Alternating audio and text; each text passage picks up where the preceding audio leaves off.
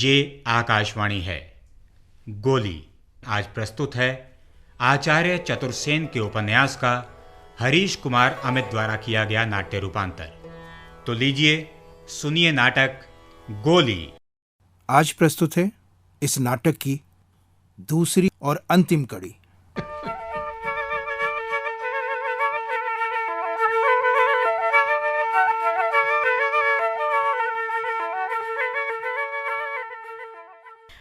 अरे केसर, मैं तो अब कई महीनों बाद आबू से लौटूंगी। देख, इस बीच मेरी तीनों लड़कियों का अच्छी तरह ख्याल रखना। चंपा रानी, तू इन बच्चों की बिल्कुल फिक्र ना करना। बस तू अपनी सेहत का पूरा ध्यान रखना आबू में, ताकि तेरा होने वाला बच्चा तंदुरुस्त पैदा। तेरी तबीयत भी तो ठीक नहीं रहती ना इन दिनों। किसुन भी अन्नदाता के साथ विलायत गया है कई महीनों के लिए। मेरी सेहत खराब न हो गई होती तो महाराज जचगी के लिए मुझे कभी आबू भेजने का फैसला ना करते। चंपा रानी, मैंने कहा ना, तुझे ना तो अपने तीनों बच्चों की और ना ही मेरी चिंता करने की कोई जरूरत है। बस तू अपना ध्यान रखना अच्छी तरह से। अरे मेरा ध्यान रखने के लिए तो दो काबिल डॉक्टर जा रहे हैं ना। डॉक्टर रॉबर्ट तो मुझे अपनी बेटी की तरह मानते हैं। डॉक्टर नायडू भी जनाना अस्पताल के बड़ी डॉक्टर हैं। लेकिन डॉक्टर नायडू मुझे बिल्कुल अच्छी नहीं लगती केसर। पर डॉक्टर नायडू का नाम तो बहुत है, कहते हैं जादू है उनके हाथों में। अरे हाँ, इसी वजह से तो अन्नदाता ने इन्हें मेरे साथ भेजने का फैसला किया था। मगर डॉक्टर नायडू से भी ज्यादा चिंता मुझे उस पाजी लालजी खवास की है, जिसको मेरे साथ जाना तय हुआ है। वो खवास तो बड़ा दुष्ट आदमी है।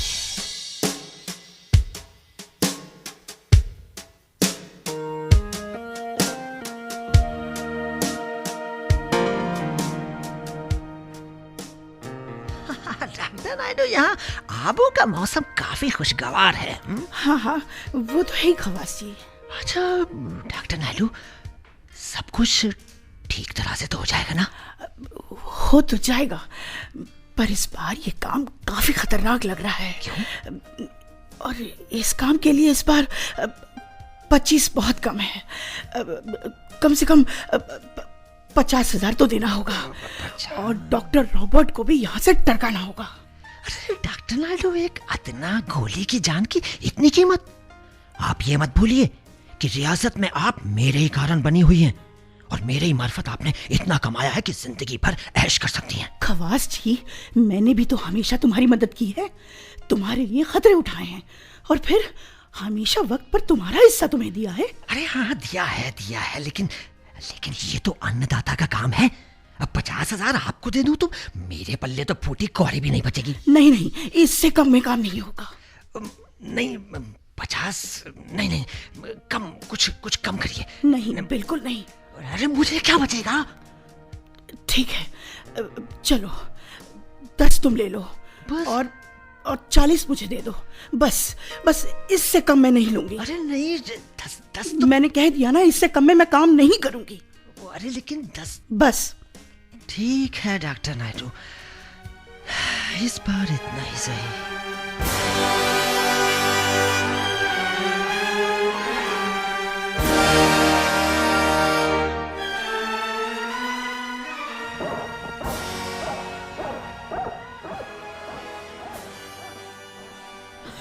आइए वासुदेव महाराज, आइए। क्या हुआ चंपा, जो मुझे तार भेजकर यूं अचानक बुला लिया आबू में? धीरे बोलिए वासुदेव महाराज, धीरे बोलिए। आपको मैंने तार भेजकर यहाँ बुलाया है, ये बात किसी से कहिएगा नहीं। अच्छा, कोई पूछे तो कह दीजिएगा कि यूं ही मेरा हालचाल पूछने आ गए आप। लेकिन बात क्या है, ये तो बता चंपा। वासुदेव महाराज, बात तो बहुत भयानक है। मुझे यहाँ आबू में इसलिए भेजा गया है कि मेरी जान ली जा सके। अच्छा, कुछ पता है कौन है शामिल इस साजिश में? मेरे ख्याल से लालजी खवास और डॉक्टर नायडू शामिल है इस साजिश में। अच्छा, उस घूसट खवास को तो मैं कच्चा ही खा जाऊंगा, और वो जलील औरत। नहीं वासुदेव महाराज, सब काम बड़ी सावधानी से चुपचाप करना और इस साजिश में अन्नदाता भी है। भले भले ही अन्नदाता भी शामिल हों, मेरे होते हुए तुम्हारा कोई बाल भी बांका नहीं कर सकता चंपा। आप पर मुझे पूरा भरोसा है, इसीलिए तो चोरी छुपे माली के हाथों तार भेजकर आपको रियासत से यहाँ बुलाया है वासुदेव महाराज। अब ये बताओ कि तुम्हें इस साजिश के बारे में पता कैसे चला? दरअसल पिछले कुछ दिनों से मैंने बड़ी बारीकी से सब चीजों पर नजर रखी और मुझे पता चला कि मेरी पानी की सुराही में जहर मिलाया जा रहा था। इसी वजह से ये देखिए मेरा सारा शरीर काला पड़ गया था और मेरी तबीयत बहुत बहुत खराब रहने लगी थी। मैंने दवाई के खाली शीशियों में उस पानी के कुछ नमूने भी चोरी छिपे इकट्ठे कर लिए थे। ये तो बहुत बढ़िया काम किया तुमने। 2 दिन पहले मुझे पता चला कि हुजूर एजेंट गवर्नर जनरल साहब बहादुर पड़ोस वाली कोठी में कुछ दिन के लिए रहने के लिए आए हैं। मैं चोरी छिपे किसी तरह उनके पास पहुंची और उन्हें सारी बात बता दी। पानी की वो जो शीशियां है ना, वो भी मैंने उन्हें सौंप दी। शाबाश बेटी, तूने बहुत अच्छा काम किया, बहुत अच्छा काम किया। मुझे बचाइए, मेरी मदद कीजिए वासुदेव महाराज, मेरी मदद कीजिए। फिक्र मत कर बेटा, फिक्र मत कर, बिल्कुल भी।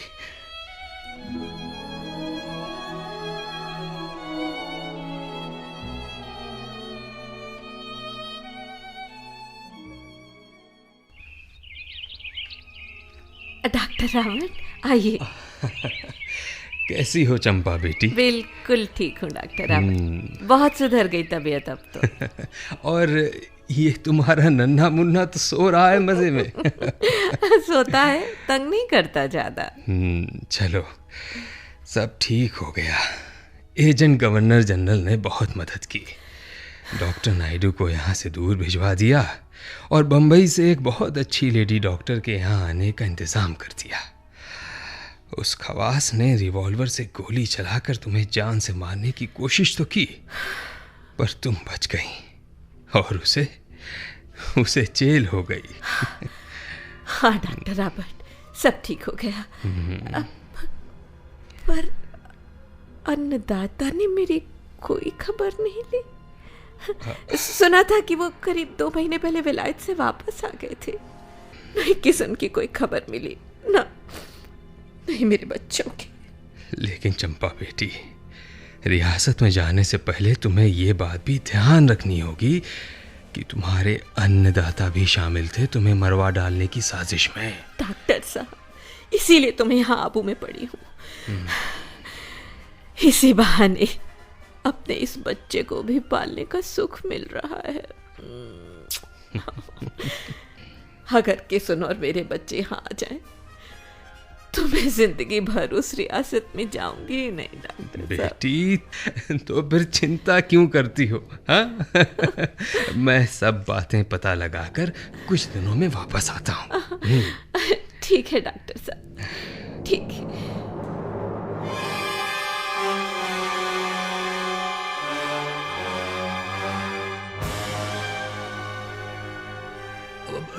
चंपा बेटी, डॉक्टर रॉबर्ट की चिट्ठी आई है। अच्छा, क्या लिखा है डॉक्टर रॉबर्ट ने? इसमें लिखा है कि डॉक्टर रॉबर्ट को तो रियासत पहुंचने के अगले दिन ही अंग्रेजी सरकार ने वापस विलायत भेज दिया था। मुझे तो इसमें कोई चाल लगती है बेटी। वासुदेव महाराज, हो सकता है, मगर अब क्या किया जाए?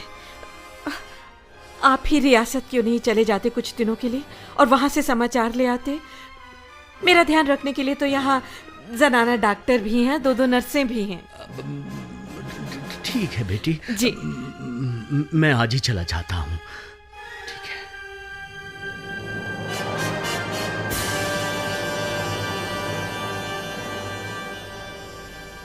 है। रानी साहिबा, वासुदेव जी रियासत से वापस आ गए हैं। अच्छा, आ गए वासुदेव महाराज रियासत से? बड़े दिन लगा दिए वहां पर। चंपा बेटी, वहां के समाचार लाने में ही समय लग गया। क्या समाचार लाए हैं वहां से वासुदेव महाराज? समाचार तो कोई अच्छे नहीं है बेटी।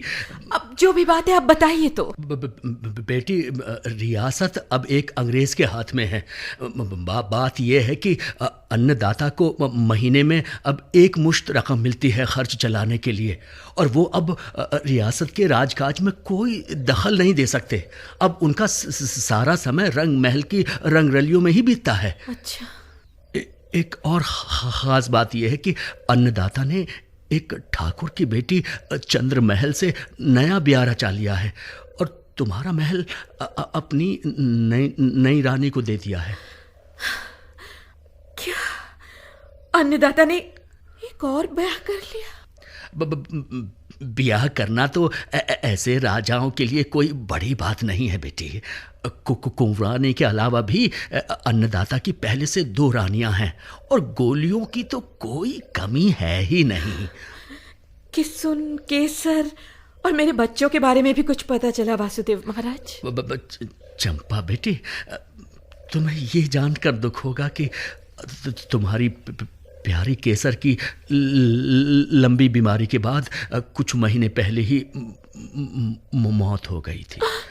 क्या? केसर की मौत हो गई? हाँ, वो बहुत अरसे से बीमार थी। और मेरी तीनों बच्चियां वो कहाँ हैं? उन्हें किसुन ने हॉस्टल में डाल दिया था। किसुन से भी मिले आप? किसुन को बहुत ढूंढा मैंने, पर उससे मुलाकात नहीं हो पाई।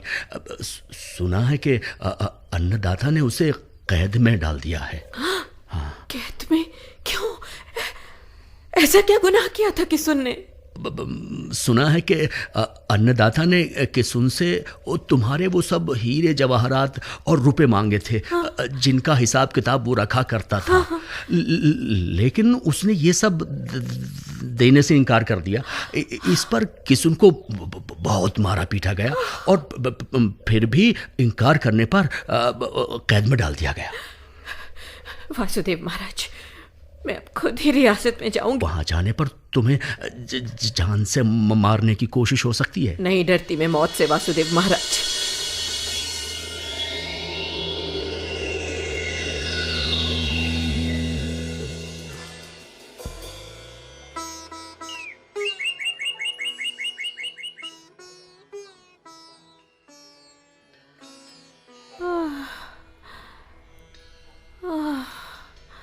अरे चंपा बेटी, होश आ गया तुझे?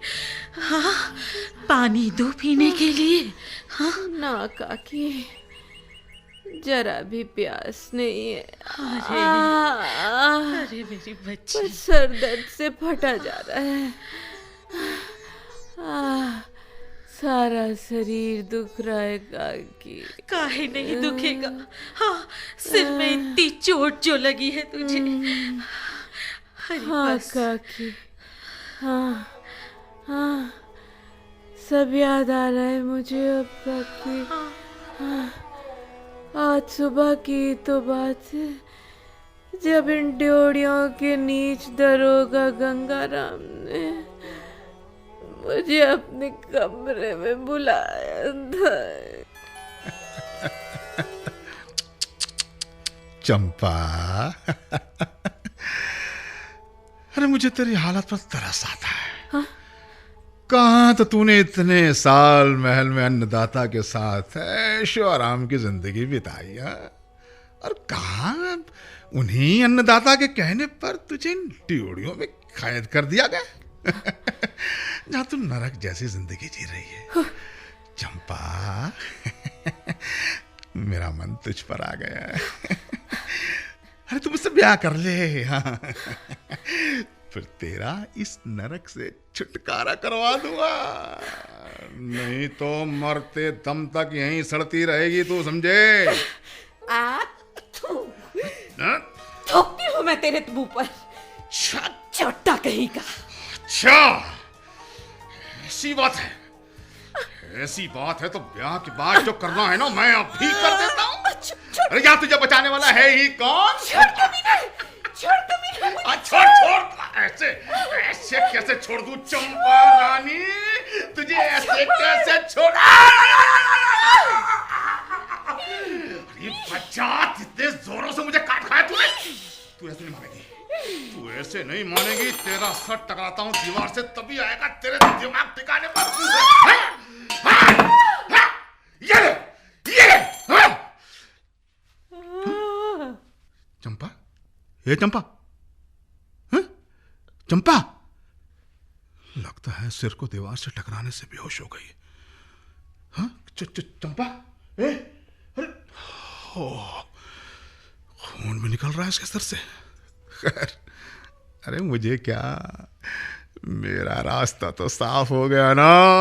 अब अपनी मर्जी से इसके साथ प्यार तो कर लो कुछ देर। चंपा रानी, चंपा रानी, चंपा।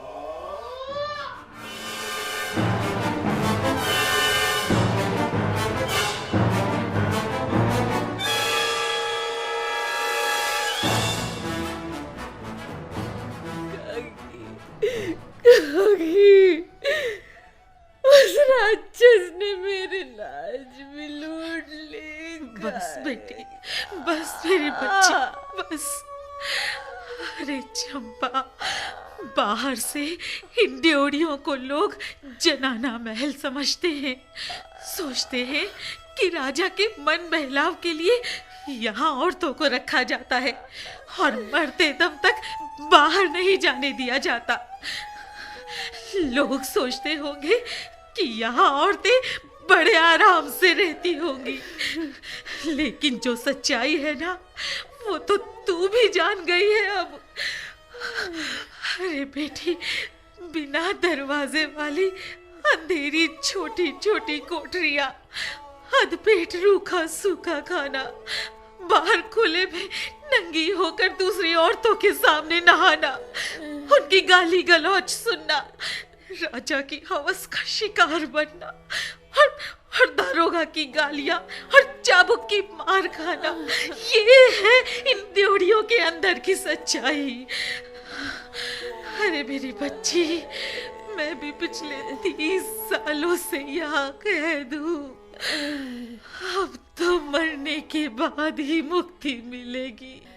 ना काकी, बच्ची, ना, तुम चिंता मत करो काकी।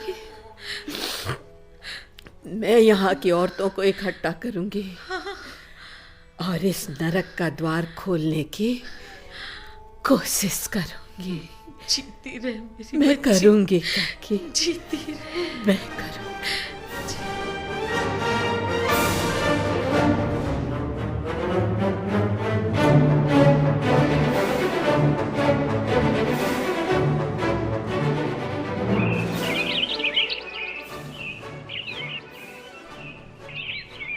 वासुदेव महाराज, आप कहीं जा रहे हैं? चंपा बेटी, तुम और किसुन अपनी बातचीत जारी रखो। मैं बाजार तक जा रहा हूँ, थोड़ी देर में आ जाऊंगा। ठीक है। खाबों में और ड्योढ़ियों में पिछले कुछ सालों में आप पर जो बीती है, उसे सुनकर तो रोंगटे खड़े हो जाते हैं रानी जी। मुझे तो पता ही नहीं था कि आप ड्योढ़ियों में नरक भोग रही हैं। मुझे तो अन्नदाता यही बताते थे कि आप आबू में ही स्वर्ग सुधार गई हैं। आखिर आप आजाद कैसे हुई ड्योढ़ियों से? जब अन्नदाता इस दुनिया में नहीं रहे तो उनकी मृत्यु से कुछ दिन पहले गोद लिए हुए पुत्र युद्धवीर सिंह रियासत के राजा बने। उन्होंने कई अच्छे काम किए और ड्योढ़ियों के नर्क को भी खत्म कर दिया, और इस तरह मुझे भी उस नर्क से मुक्ति मिली और मैं वासुदेव महाराज के यहाँ गई। वासुदेव महाराज ने हम लोगों की बहुत मदद की है। कोई शक नहीं इसमें। अब मुझे अपनी आप बीती बताइए। अन्नदाता के साथ विलायत जाने के बाद क्या क्या हुआ? ठीक है रानी जी। मुझे रानी जी कहकर बुलाना छोड़ दीजिए। अब किसुन, तुम मुझे चंपा कहो। लेकिन ऐसा कैसे हो सकता है रानी जी? अन्नदाता ने हम दोनों का ब्याह करवाया था ना कभी। अब अन्नदाता भी नहीं रहे, ना वो रंग महल रहा। किसुन, इसलिए अब मुझे चंपा कहो।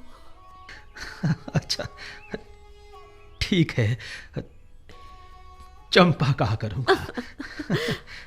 अब सुनाओ अपनी आप बीती। दरअसल हम लोगों के दुर्भाग्य के बीच उस दुष्ट लालची खवास ने ही बोए थे। वो शुरू से ही हम दोनों का बैरी था। तुम्हारे रुपयों और धन संपत्ति का हिसाब किताब चूंकि मैं रखा करता था, इसलिए लालची बार बार इस संपत्ति से होने वाली आमदनी का 5वां हिस्सा मुझसे मांगता रहता था। इतनी नीचता दिखाई उस लालची ने?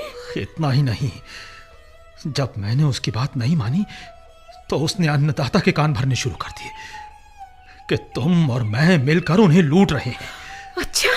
सिर्फ यही नहीं, वो बाजी अन्नदाता को यह भी कहता फिरता था कि तुम और मैं आपस में गलत संबंध रखते हैं और अन्नदाता को जान से मारने की साजिश भी कर रहे हैं। इतना घटियापन दिखाया उस नीच लाल जी ने? हाँ, और अन्नदाता भी उसकी बातों में आ गए। इसी कारण विलायत जाने से पहले उन्होंने लाल जी को हुक्म दिया कि तुम्हें आबू ले जाकर खत्म कर दिया जाए और तुम्हारी सब धन संपत्ति पर भी कब्जा कर लिया जाए। मैं इस काम में बाधा डाल सकता था, इसलिए अन्नदाता मुझे भी अपने साथ विलायत ले गए।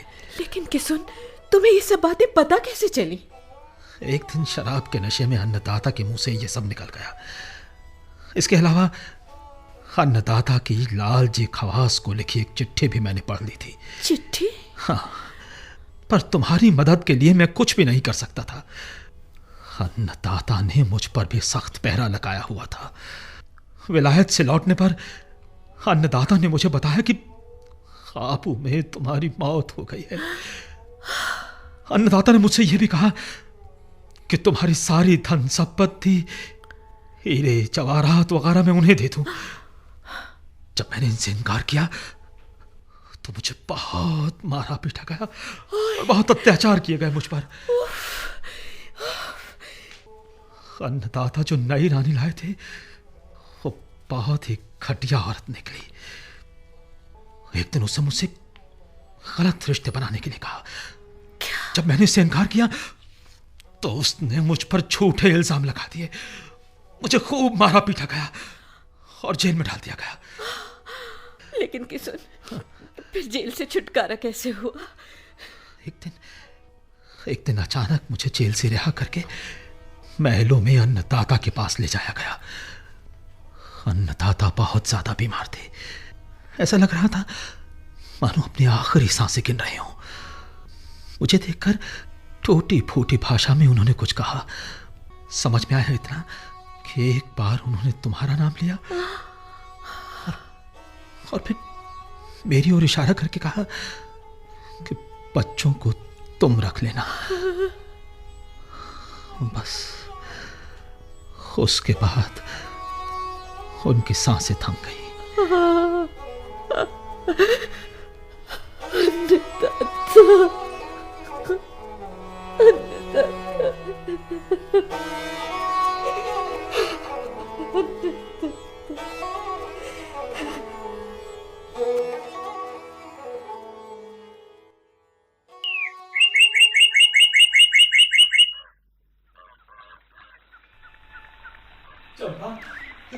जी? चंपा, देखो हमारे बड़े बेटे विक्रम का खत आया है। अरे! उसने लिखा है कि उसकी पढ़ाई बहुत अच्छी चल रही है और अगले साल तक उसकी वकालत की पढ़ाई पूरी हो जाएगी। अरे वाह, छोटा बेटा भी तुमने और वासुदेव महाराज ने बहुत तेरी कोशिशें करके ढूंढ निकाला, मेरे पास ले आए बस। अच्छा, एक बात बताना मैं भूल ही गया। क्या बात? अभी अभी मैंने सुना है कि अन्नदाता जो नई रानी लाए थे वो मां बनने वाली है। अच्छा। हाँ, अब अगर नई रानी ने पुत्र को जन्म दिया तो वही रियासत का राजा बना दिया जाएगा। राजा युद्धवीर सिंह को गद्दी छोड़नी पड़ेगी। क्यों? वो इसलिए कि नई रानी का पुत्र अन्नदाता का औरस पुत्र होगा।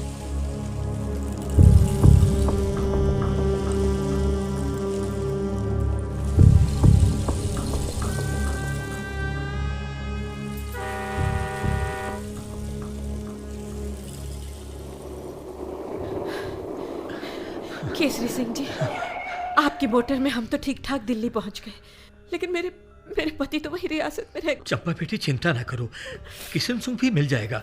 मोटर को दौड़ाकर दिल्ली की तरफ ना लाता तो हम भी किशन की तरह नई रानी के सिपाहियों के चंगुल में फंस गए होते। नई रानी की वजह से ही तो हमें रियासत छोड़नी पड़ी।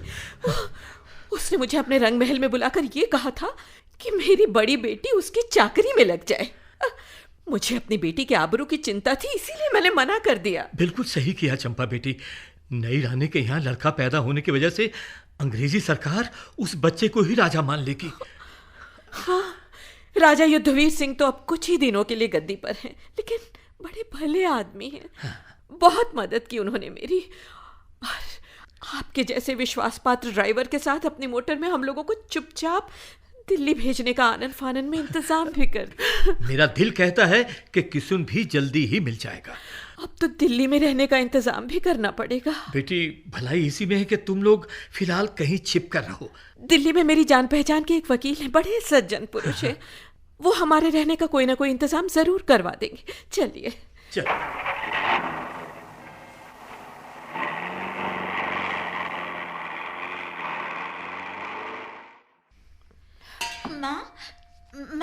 माँ तुम रियासत क्यों जा रही हो? बेटी, तुम्हारे पिताजी की कोई खबर नहीं मिल रही, इसलिए उन्हें ढूंढने जा रही हूँ। चंपा बेटी, कहो तो मैं भी तुम्हारे साथ चलूं? नहीं केसर सिंह जी, आप इसी घर में बच्चों के साथ रहिए और इनका ध्यान रखिए। मैं चलती हूँ, जल्दी ही वापस आने की कोशिश करूँगी। ठीक है।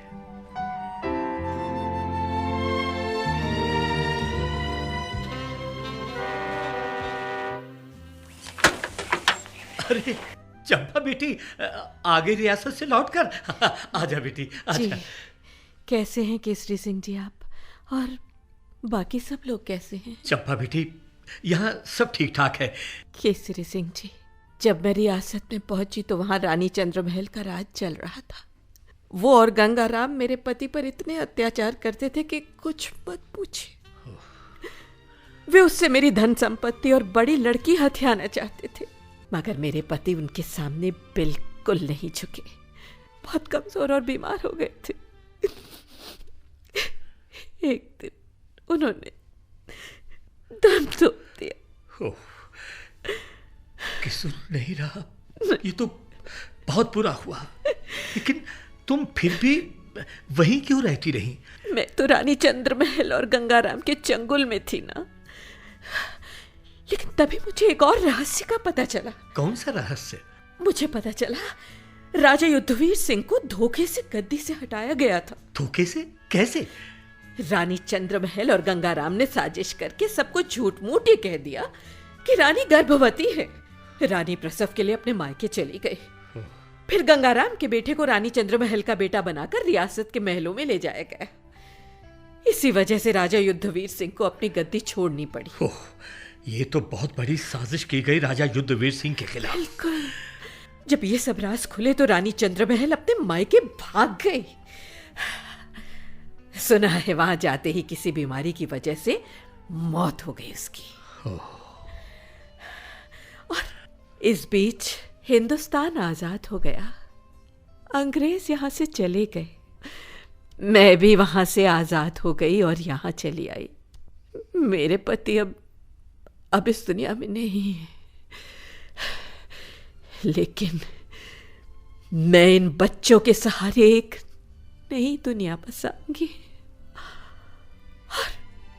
और सदा याद रखूंगी अपने उस पति को जिसने मुझ पर अनेकों उपकार किए, मुझसे कभी कुछ नहीं चाहा, हमेशा मेरी मदद की और आखिर में अपनी जान तक हम लोगों के लिए कुर्बान कर दी। अपने ऐसे पति, ऐसे महान पुरुष को मेरा बार बार प्रणाम। मेरा बार बार प्रणाम।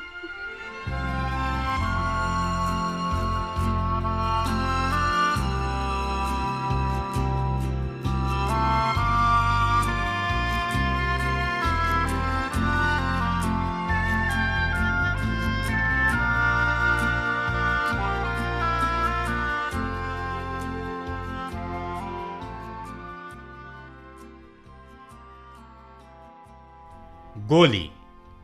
अभी आप आचार्य चतुर्सेन के उपन्यास का हरीश कुमार अमित द्वारा किया गया रेडियो नाट्य रूपांतर सुन रहे थे।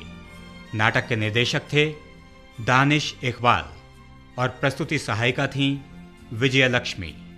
नाटक में भाग लेने वाले कलाकार थे बनवारी तनेजा, कीमती आनंद, राजेश आहूजा, किशोर सहीजानी, सुरेंद्र सागर, M.H. नियाजी, दानिश इकबाल, सलीम खान, सुचित्रा गुप्ता, माला कुमार, कविता वर्मा, संगीता रघुवंशी, सुनीता ठुकराल और शोभना जगदीश। ये नाटक केंद्रीय नाटक एकांश द्वारा आकाशवाणी के दिल्ली केंद्र पर तैयार किया गया।